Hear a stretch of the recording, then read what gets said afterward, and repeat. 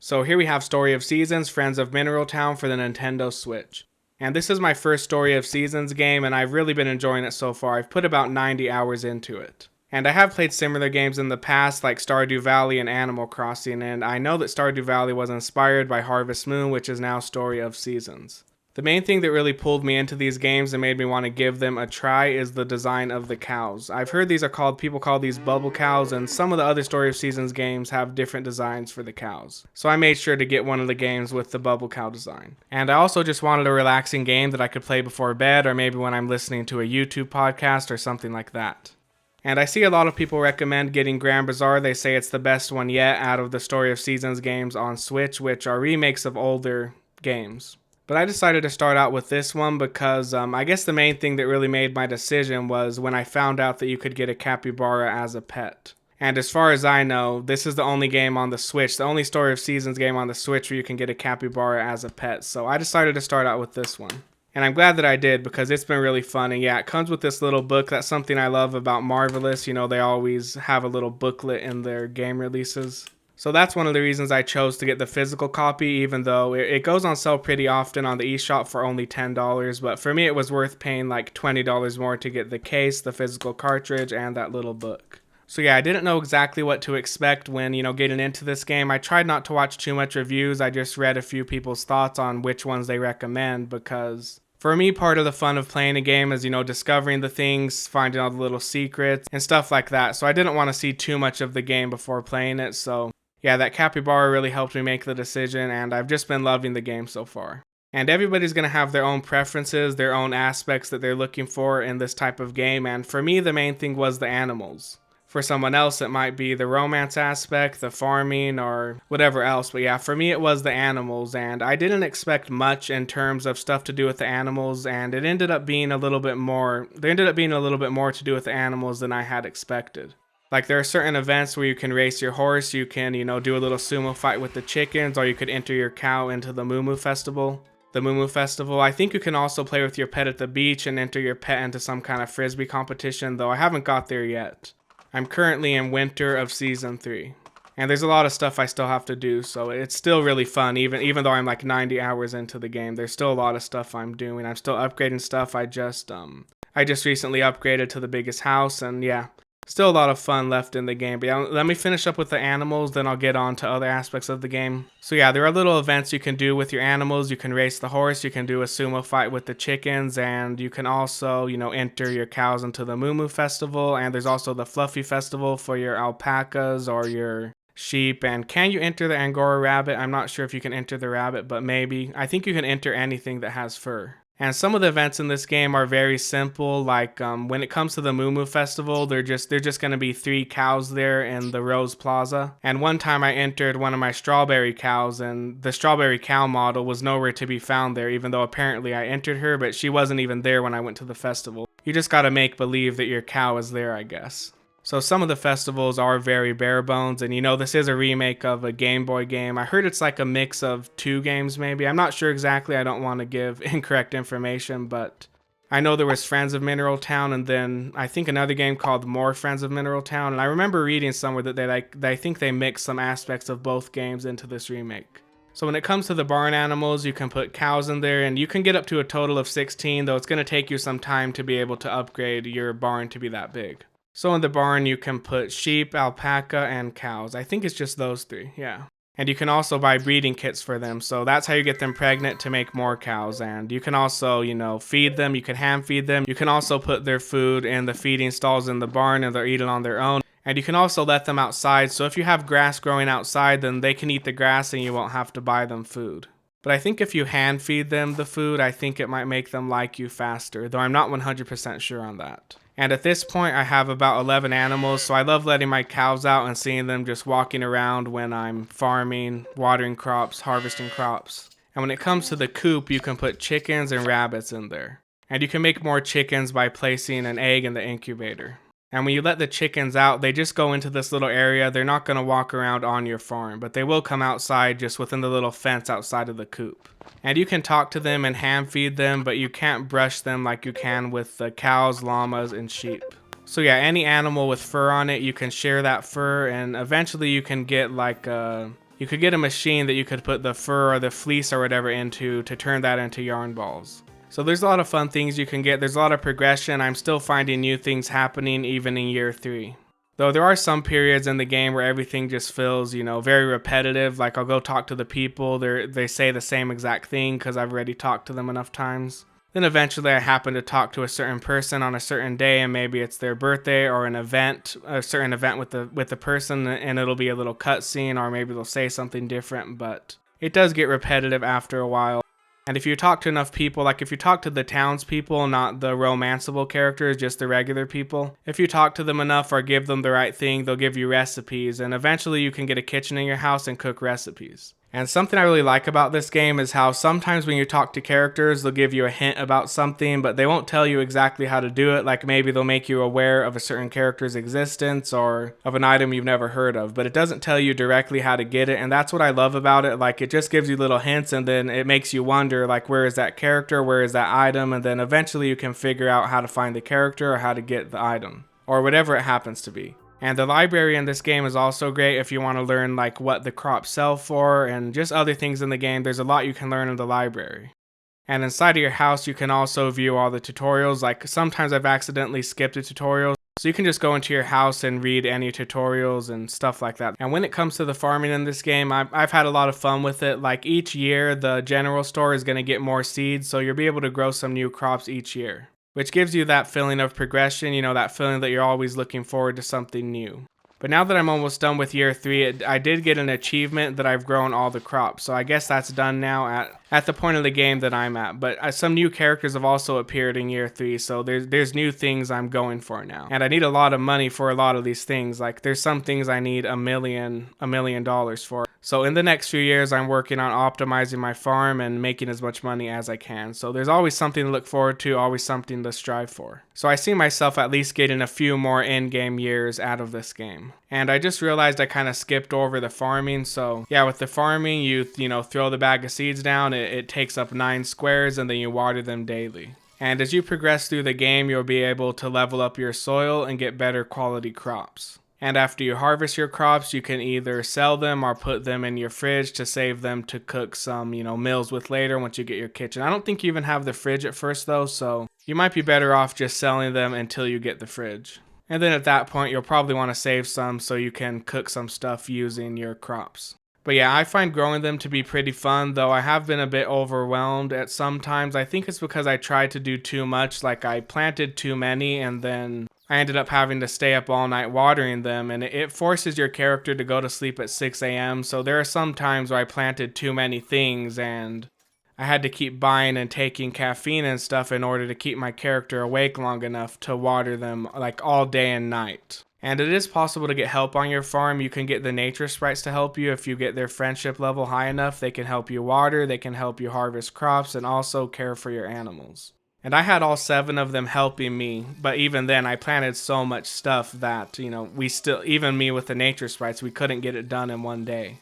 And the more that they do a task, the better that they get at it. So I have a lot of my maxed out on watering, but I'm still leveling them up on other things. And yeah, even on watering, some of them aren't all the way maxed yet.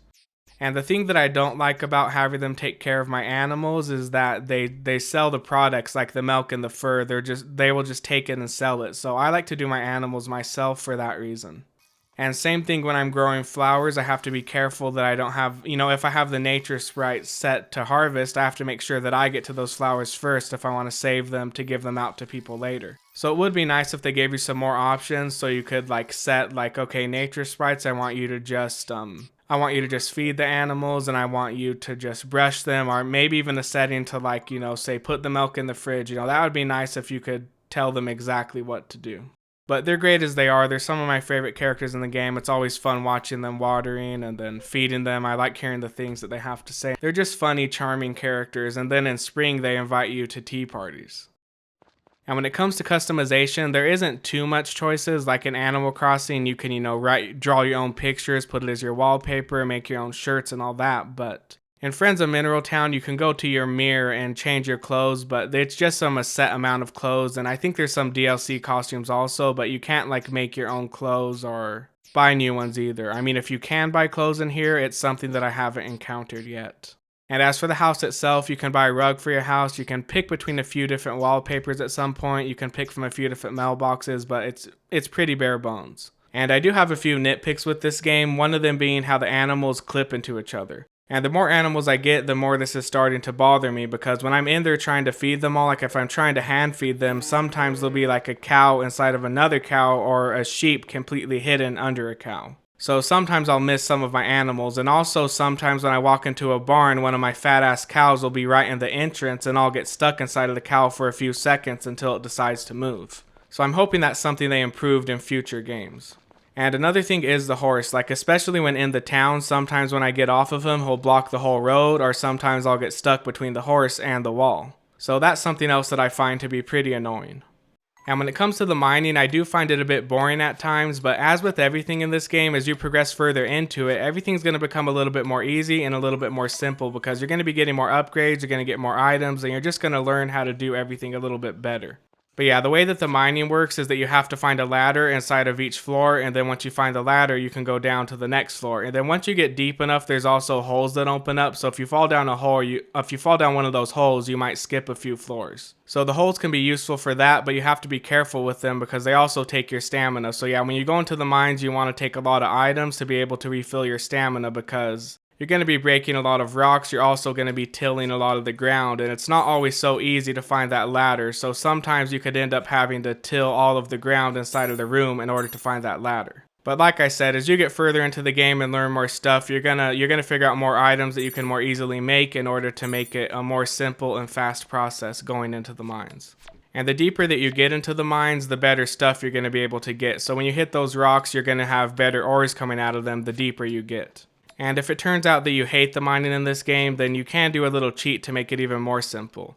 So what you would do is you just, let's say you go into the first floor of the mine, save the game, then you find out where the ladder is after saving it. And then once you find the ladder, just reload your save and then go straight to that spot and hit only that spot so you don't waste all your stamina finding it, and then you could just repeat that process for each floor. And the fishing is fine, it's really basic. You just press one button, then when the little exclamation comes up, you press it again and you either get the fish or you don't. And now let's talk about the day and night cycles, the seasons, the town, and the people in it. So all the buildings in the town have their own hours that they're open and also their days that they're closed. So you do have to plan your days around that, depending if you need to like buy some new seeds, if you need to upgrade a weapon at the forge, or buy some fodder for your cows and all that. So if your playstyle is like a super efficient playstyle where you want to like maximize your time and your money, then the days can feel a bit short and rushed, because every 10 minutes in game is about like 5 seconds real time. I'm sure you could find that information somewhere. I'm not sure the exact numbers, but the time does pass pretty fast in this game, and some days I get caught up watering or caught up doing something else and forget, oh, I needed to go to that store to get that, and then it turns out they're closed the next day, then maybe there's a typhoon the next day, so I missed out on 3 days that I could have got those items that I needed. But you can really play this game however you want to, if you just want to plant crops for half of the season, half of a month, you don't have to do it every day, you don't have to make your whole focus farming as much as you can. If you want to spend the first year just talking to the characters, getting their, romance hearts up, whatever those points are called, you can just do that. But eventually you do have to make money if you want to, get access to everything the game has to offer. If you want to get married, you have to have a big bed, so you have to have the biggest house. But the point that I'm trying to make is that it doesn't have to be a rush unless you want it to be. And then when winter comes around, that's a good time to go spend some time in the mines and also fishing, because you can't plant any crops in the winter. And the game has 4 seasons. It goes spring, summer, autumn, winter, and each season is 30 days long, so a total of 120 days. And yeah, like the first winter or two, I was kind of lost. I wasn't sure what to do with myself because I was so focused on farming that when it suddenly stopped, I felt like there was just so much time. Then I think by winter of year 2, I think that's when I went into the mines, or it might have been the first winter, I'm not sure, but yeah, now that I'm on year 3, I'm getting a better idea of the things I can do in each season. But yeah, as the days and years go by, you start to learn where certain characters go at certain times of the day. So if you're trying to date one of them and you want to get their hearts maxed out and go find them every day, then if you look around enough, eventually you're going to start to remember where they go, so you can go talk to that person every day, give them a gift. And that's an aspect I really like about the game. It's fun figuring out what each character likes. Sometimes they'll tell you what they like. Sometimes like their parents will maybe hint at something that they like or another character. And then sometimes you can just guess what they'll like based on what they do. Like, there's this guy at the, what's that place called? Not the Forge, but the other guy, like the carpenter guy. He's a carpenter, so I give him chunks of wood and he likes that. And when it comes to dating the characters, I heard that you can date all of them at once if you want to. There's a certain item you have to give them once they get to a certain level of their relationship points, those hearts. And not every character is the same, so yeah, if you want to date them all, then decide which one you want to marry, you can do that. But once you decide to marry one and they accept it and it's done, you can't go back, you can't divorce them, you can't go marry other people, you can't keep dating other people once you're married. And you can also have a kid. I'm not sure if you can have multiple. I haven't married a character yet, so that's something I'll have to talk more on later. I'm still deciding which character I'm going to marry in this game, and I'm still, working on getting some other stuff done first. Maybe I'll do it in the next 2 to 3 in-game years, I'm thinking, is probably when I'll get married in the game. And whether the character that you're playing as is a man or a woman, you'll be able to date both genders. You'll be able to date or marry whoever you want out of the 12 candidates. So that's great for people who want to play like that, but if you're somebody who doesn't want characters of the same sex to eventually act like they're romantically interested in your character, then make sure you don't give them any gifts that they like, because when I first started this out, I wasn't sure how it worked, so I was also giving the guys gifts, which made their heart points go up, and eventually there were some cutscenes where one of them was trying to walk my character home, and another one was acting all shy around my character, which isn't the outcome I was looking for. But yeah, either way, it's a really easy thing to avoid if you want to avoid it, though I do think they could have implemented a feature. I would have liked it if I could have set the guys to just act like any other non-dateable character in the game. Where you can still give them gifts and they'll just give you recipes and stuff like that without eventually acting like they're romantically interested in your character. And all of the dateable characters work the same, so if there's a certain character gaining heart points that you don't want to be gaining those heart points, you can counteract it by just giving them some gifts that they don't like, and that'll make the heart points go down. Though it'll also affect the friendship points. And I find most characters in this game to be interesting or entertaining in one way or another. Even the non-dateable characters have their own lives going on, so it makes the town feel really alive. There's this one wife who's always complaining about her drinking husband, and then we also have Jeff, who runs the general store, and his wife is Sasha, and their daughter is Karen, who's one of the dateable characters in the game. And Jeff has his own personality. He's kind of whiny, and he always has issues with his stomach, so you'll be able to find him in the doctor's office pretty often. But yeah, I've really been enjoying this game. I didn't expect to like it this much, and even though it can feel a bit repetitive, maybe even boring at times, I feel like it has the perfect mix of a good amount of things to do without feeling overwhelming or too complicated, which is exactly the type of game I was looking for.